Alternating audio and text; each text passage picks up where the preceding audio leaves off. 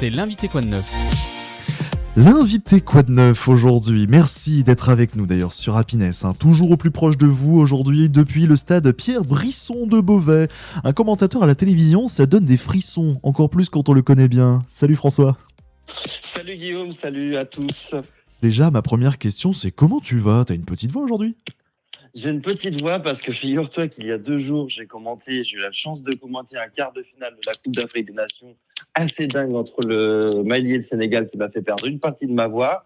Hier, j'étais en plateau à beIN Sport pour présenter un multiplex de 2h30 de 4 matchs, multiplex Coupe de France. Donc, j'ai perdu l'autre partie de ma voix. Donc là, il vous reste aujourd'hui un quart de voix. Et il me restera tout à l'heure un quart de voix au commentaire entre Chantilly et Anne.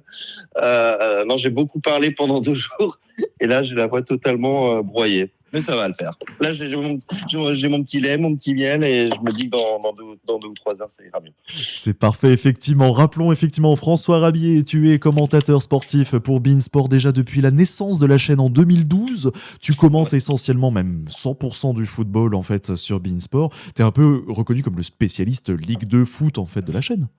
Ouais, alors après, les chaînes de sport, on obtient les droits, on les perd, on les regagne. C'est comme ça que ça se passe. Mais par contre, il y a une constante à beIN Sport, c'est que depuis le début, on a cette fameuse Ligue 2. Donc, je commente la Ligue 2 effectivement depuis le début. J'ai présenté des programmes autour de la Ligue 2 et je continue aujourd'hui de commenter en Ligue 2 le samedi à 14h un des gros matchs, mais j'ai commenté tout ce qu'on a pu avoir, qu'on a reperdu, qu'on a regagné ensuite. Donc au début on a eu pas mal de Ligue 1, on a eu les Coupes d'Europe et puis d'autres sports également parce que moi je m'intéresse beaucoup à l'athlétisme, donc j'ai commenté un petit peu d'athlétisme quand on en avait à l'époque.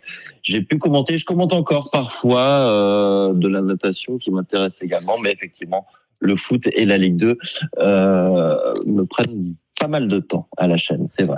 C'est vrai, pas mal de temps. La Coupe de France. Et la Coupe de France, effectivement, qui continue d'ailleurs cet après-midi à 18h où beIN Sport Max 5 diffusera le match US Chantilly, Stade Rennais, comme l'ensemble d'ailleurs des matchs de la Coupe de France que vous avez acquis récemment. Donc ça, c'est un grand événement. Mais comment t'es venue l'idée de commenter du sport, du foot ? C'est pas du tout une idée.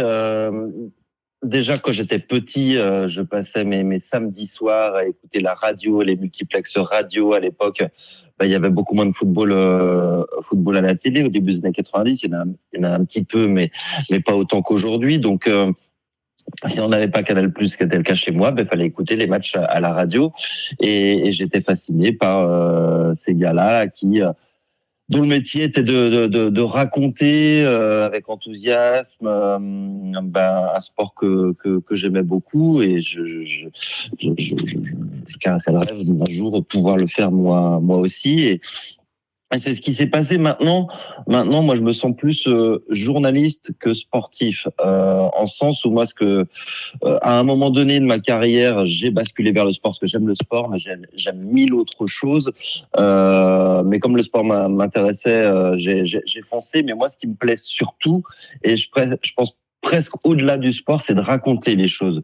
C'est d'être sur place ou alors en cabine à Paris, ou alors en plateau à Paris, et de raconter les choses, expliquer les choses, et essayer d'être clair, didactique, synthétique, pour que les gens apprennent des choses. Alors clair, didactique, synthétique quand on est en plateau, quand on présente une émission, quand on fait un reportage, lors du commentaire, quand on est dans un stade, l'exercice est un peu différent. Il faut de l'enthousiasme, il faut coller à ce qu'on voit, il faut être précis. Mais ce que je veux dire, moi, ce que j'aime avant tout, c'est le travail journalistique, presque avant le travail sportif. Voilà. Et en plus, le travail sportif, le fait de raconter des histoires, mais ça procure aussi un sacré lot d'émotions. Ouais, parce que je reste quand même très intéressé par le sport et particulièrement par le football, qui est le sport le plus dingue au monde. C'est quand même le seul sport au monde. Vous pouvez faire la tournée des popotes comparé avec tous les autres sports. C'est le seul sport où vous pouvez dominer de la tête et des épaules un match pendant 90 minutes et le perdre à la fin. C'est d'une injustice folle, mais c'est ce qui nous rend dingue et c'est ce qui fait le charme de ce sport-là. Donc, moi j'adore commenter le football. Et comme c'est le matin et que je me suis réveillé il y a pas longtemps, j'ai oublié ta question, Guillaume. En fait, je te disais que c'était aussi de l'émotion, tu le sais très bien, puisque tu fais quand même partie Oui. de ce pool de commentateurs sur beIN et sur d'autres chaînes de télévision où vous faites procurer bien plus Ouais, que des mais émotions. ouais, mais ça, c'est la base, j'ai envie de dire. Celui qui fait ce job-là sans émotion, il a rien à faire dans ce boulot-là. S'il n'est pas pris par la dramaturgie, le côté théâtral du foot, et qu'il n'arrive pas à le retranscrire, bah, faut qu'il fasse autre chose. Et il n'y a pas d'autre chose à faire. Enfin, pour moi, ça n'a rien d'extraordinaire. C'est juste la base, en fait. À un moment, il faut se laisser aller et pour essayer de retransmettre ces émotions-là, celles qu'on vit. Mais ça me paraît être quand même quelque chose d'assez logique et normal, quoi. Moi, quand j'entends un commentateur qui est tout mou, qui est pas dedans, j'en entends peu, heureusement, je me dis, mais c'est dingue, en fait. Comment s'est-il retrouvé là?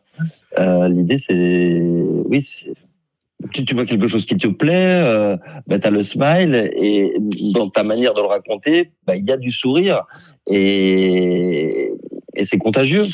Et c'est Normalement, c'est contagieux, comme oui. ça que ça se passe. Et oui, la preuve, hein, parce que ça marche même très très fort pour toi d'ailleurs, au point même que donc ce soir, effectivement, tu vas commenter le match hein, depuis les cabines de beIN Sport. Mais ma question, elle va être assez simple. Comment tu prépares le commentaire d'un match? Bon, c'est un peu toujours le même process. C'est plus ou moins long en fonction des équipes, si je les connais ou pas, si je les suis toute l'année ou pas. Donc c'est toujours un peu plus long quand je les connais moins.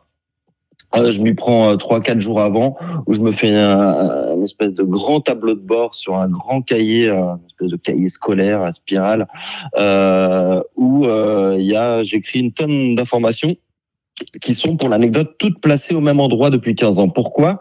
Parce que si j'ai besoin d'une information précise sur une thématique précise, mon œil va tout de suite à l'endroit du cahier où depuis 15 ans j'ai écrit le nom du buteur 3 matchs avant, où j'ai écrit le nombre de buts marqués cette saison par l'équipe A ou pas.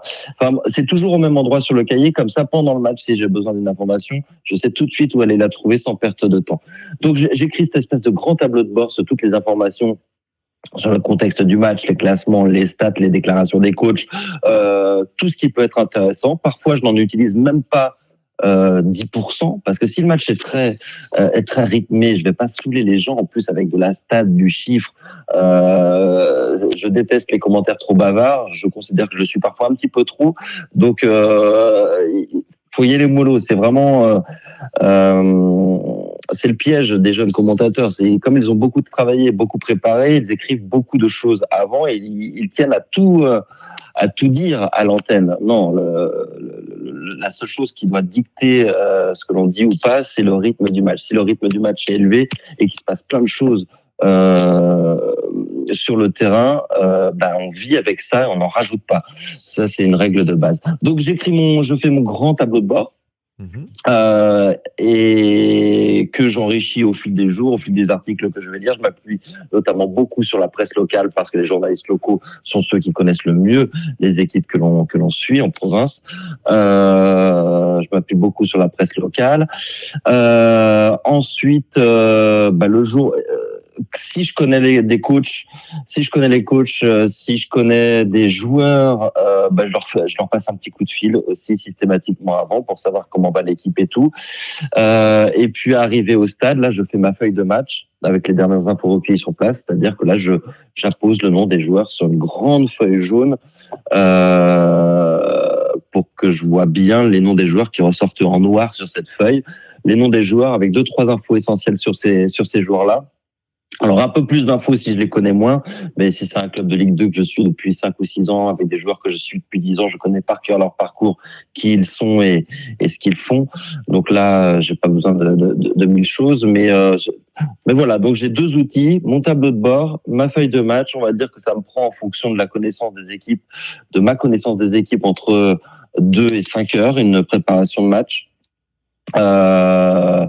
Et puis après le contact avec les gens que je connais, donc soit un petit coup de fil si je connais le coach avant, et puis après arriver au stade, il y a ce qu'on appelle la reconnaissance terrain. Les équipes arrivent 2 heures avant 1 heure et demie avant dans les stades. Et généralement, à ce moment-là, je discute un peu avec les membres des deux équipes pour savoir comment s'est passée la semaine. C'est souvent là, d'ailleurs, qu'on a les meilleures infos, parce que je te parle de 4 ou 5 heures de préparation pour certains matchs, mais parfois c'est lors de ce quart d'heure, de cette demi-heure bord terrain, en rencontrant les acteurs du match, que j'en apprends plus sur l'état des troupes, quoi. Et les surprises qui nous attendent aussi ce soir. Rappelons qu'il y a le match US Chantilly face au Stade Rennais, depuis le Stade Pierre-Brisson de Beauvais, qui sera diffusé sur les antennes de beIN Sport. Très très très rapidement, cher François, ma question va être très simple. C'est vraiment l'autre surprise de recevoir en tout cas des gros clubs comme ça dans des clubs beaucoup plus petits, j'ose dire. Surprise, oui et non, parce que Chantilly n'a pas volé, Chantilly a fait son parcours, Chantilly se retrouve là, c'est tout sauf un accident. Puis c'est la règle de la Coupe de France, c'est-à-dire que des petits affrontent des gros. Surtout que le mot petit, quand on parle d'un club de National 2, en l'occurrence Chantilly, est devenu très relatif. Alors Chantilly, c'est vrai que c'est pas le club le plus riche de National 2 et celui qui a les plus belles structures, c'est vrai. Mais les clubs de National 2 globalement aujourd'hui sont quand même des clubs costauds, solides, où ça joue bien avec des exactement, avec des joueurs qui dans beaucoup de clubs, même la plus grande partie des clubs, 5, 10, 11, 15. Je connais même des clubs de N2 où 20 joueurs sont payés pour jouer au foot. C'est-à-dire que c'est une sorte de professionnalisme déguisé. Ou alors un gros semi-professionnalisme, mais on parle aujourd'hui, quand on parle de club de N2, de club de haut niveau, clairement. Et quand on voit un club de N2 sortir une Ligue 1, c'est un exploit, bien sûr, mais ce n'est pas totalement... comment dire, c'est pas invraisemblable d'imaginer un club de N2 sortir un club de Ligue 1. D'ailleurs, c'est arrivé 1000 fois dans l'histoire et ça se reproduira encore. Et ça se reproduira même, je pense, de plus en plus parce que, comme je viens de le dire, les clubs de N2 se professionnalisent toujours plus. Les structures sont meilleures, les staffs s'étoffent. Et moi, ce qui m'intéresse beaucoup, c'est la qualité de jeu. Il y a 20 ans, quand un club de N2, alors à l'époque c'était la CFA 2, c'était la CFA, pardon, rencontrer un club de Ligue 1, généralement, je dis bien généralement, il bétonnait. C'est-à-dire, c'était à 11 derrière, on mettait le bus. Là, aujourd'hui, je vois des clubs de N2. Je pense notamment, je suis vendéen, au club vendéen des Herbiers, qui a fait un joli parcours, qui s'est arrêté face à Angers lors du tour précédent. On a des équipes, aujourd'hui, qui vont de l'avant, qui sont offensifs, qui ont des vrais schémas de jeu audacieux, ambitieux. Ils n'hésitent pas à aller vers l'avant, même face à des équipes professionnelles de Ligue 1 ou de Ligue 2. Donc la N2 aujourd'hui, la réalité, c'est du haut niveau. C'est du haut niveau, même si la logique est respectée, le Stade Rennais devrait passer ce soir. Mais je crois que Chantilly a quand même une petite chance. Très bien, merci. Ce sont tes derniers mots, mon cher François. Merci en tout cas de ta disponibilité. On te retrouve ce soir pour le match en commentaire à 18h sur beIN Sport Max 5, notre partenaire aussi pour la distribution des places et surtout notre présence aujourd'hui avec l'US Chantilly au Stade Pierre-Brisson. Merci encore, François. Merci beaucoup, Guillaume, et puis bon match à vous, bon dimanche et à très vite. Et bon match à toi aussi et à toute l'équipe de beIN Sport.